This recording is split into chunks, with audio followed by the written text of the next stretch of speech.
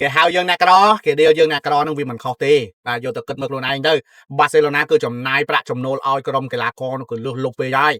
បាទជាពិសេសនោះគឺ Anthony Gordon ដែលជាកីឡាករទៅបញ្ចូលថ្មី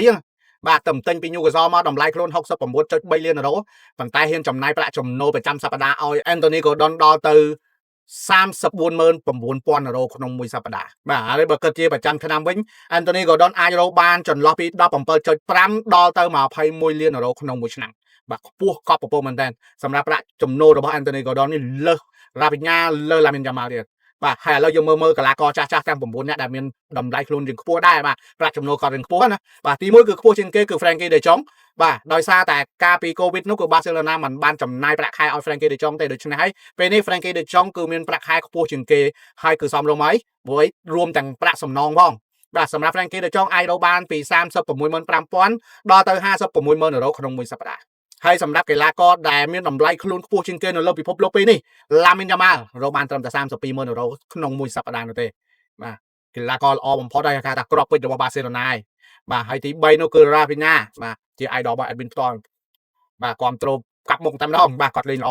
រត់មកមិនសន្សំជើងមិនសន្សំកម្លាំងទេរត់ដល់ហើយបាទប្រាក់ចំណូលរបស់គាត់រកបាន 32000 €ក្នុងមួយសប្តាហ៍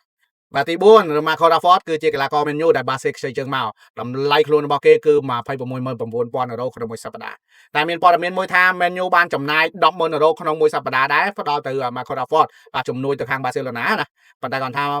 វាជាព័ត៌មានដែលថាមិនទាន់ច្បាស់ការ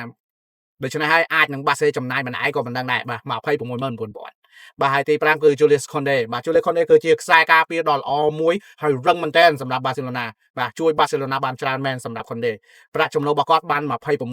€ក្នុងមួយសប្តាហ៍បាទខ្ពស់បាទហើយទី6គឺ Daniel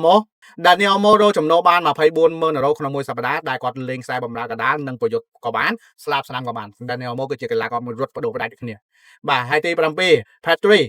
បាទសម្រាប់ Pedri រកចំណូលបាន 240,000 €ក្នុងមួយសប្តាហ៍ដូចគ្នាបាទហើយទី8នោះគឺ Ronald Araujo បាទ Araujo ក៏រកបាន 240,000 €ក្នុងមួយសប្តាហ៍ដែរប៉ុន្តែអ្នកដែលជាខ្សែប្រយុទ្ធទៅរកបានទាបជាងគេវិញនោះគឺ Ferran Torres ដែលគាត់អាចលេងជំនួស Robert Lewandowski បានប៉ុន្តែប្រាក់ចំណូលគាត់ទាបជាងគេបានត្រឹមតែ 192,000 €ក្នុងមួយសប្តាហ៍តែប៉ុណ្ណោះដោយសារតែ Ferran Torres មានវ័យនឹងជ្រេលបន្តិចដែរហើយបាទអញ្ចឹងហើយមិនឲ្យជាប់ឈ្មោះអ្នកក្រយ៉ាងម៉េច